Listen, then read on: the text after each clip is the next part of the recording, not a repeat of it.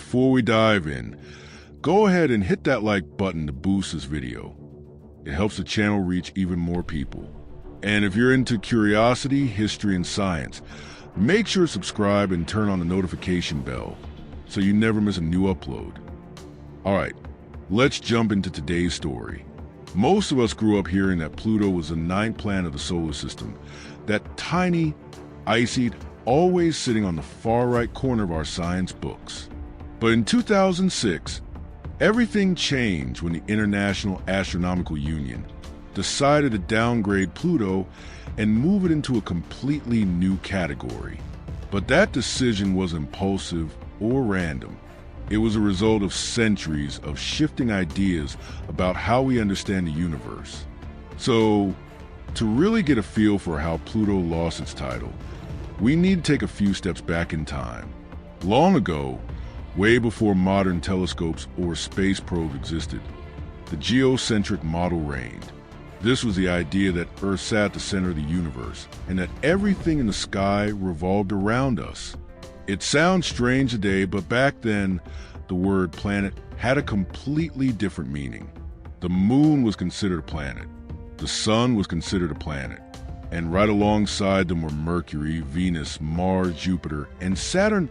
IT was a confusing system that mixed totally different kinds of celestial bodies under a single label, because at that point, humanity simply didn't have the scientific knowledge to sort things out properly. But then the world changed, literally. When the heliocentric model was accepted, placing the sun at the center and treating Earth as just another planet instead of the center of everything, a new era began, and this shift opened the door for a wave of discoveries. With more powerful telescopes, Uranus and Neptune were added to the list of planets. But in the middle of all these exciting findings, a small object called Ceres was discovered. It appeared between Mars and Jupiter and, for a while, was treated as a legitimate planet. But soon after came more objects, Pallas, Juno, Vesta, and suddenly astronomers noticed something strange. They hadn't discovered a new planet. They'd stumbled onto an entire region filled with similar bodies. Calling all of them planets simply wasn't an option, so those objects were reclassified as asteroids, and the region became known as the asteroid belt. And the reason I'm telling you this is simple. This story is a key to understanding Pluto's future. In 1930, when Pluto was discovered, astronomers believed it was about the same size as Neptune. That turned out to be overly optimistic. Later observations revealed Pluto was much smaller than originally thought. Even so, Pluto remained firmly in its position as the ninth planet. No one really wanted to challenge that tradition. But then came the problem. Between the late 1990s and the early 2000s, astronomers began finding several new objects very similar to Pluto, all located in the same distant region, the Kuiper Belt. And as more discoveries appeared, a familiar pattern emerged, one that looked almost identical to what had happened with Ceres. History was repeating itself. The debate reached its peak when an object larger than Pluto was found, Eris. And then came the unavoidable question. If Eris is bigger, does that mean Eris is also a planet? And what about the dozens of others that are nearly the same size? Are we going to have 20 planets? 30? Maybe 100? It became impossible to keep the old definition. Astronomy needed something clear, consistent, and universally applicable. That's when, in 2006, the International Astronomical Union introduced a brand new category, the dwarf planets. Pluto, Eris, Ceres, and a list of other similar bodies were placed into this new group.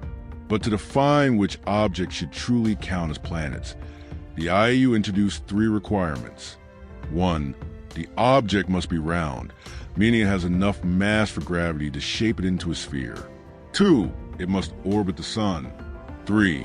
And it must have a clear orbital path, meaning it needs to dominate its region of space without sharing its orbit with a bunch of similar objects.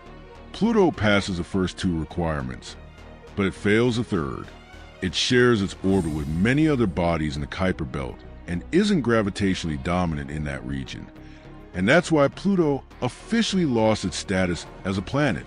This is the moment when we stop and think. So they didn't lie to us in school. Science just evolved.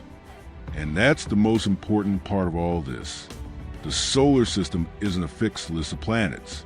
It's a constantly evolving picture. Today, we have one central star for rocky planets, an asteroid belt for gas giants, and then farther out, the Kuiper Belt with Pluto and its dwarf planet companions. But all that could change at any moment if new worlds are discovered, or if humanity decides to rethink our categories once again.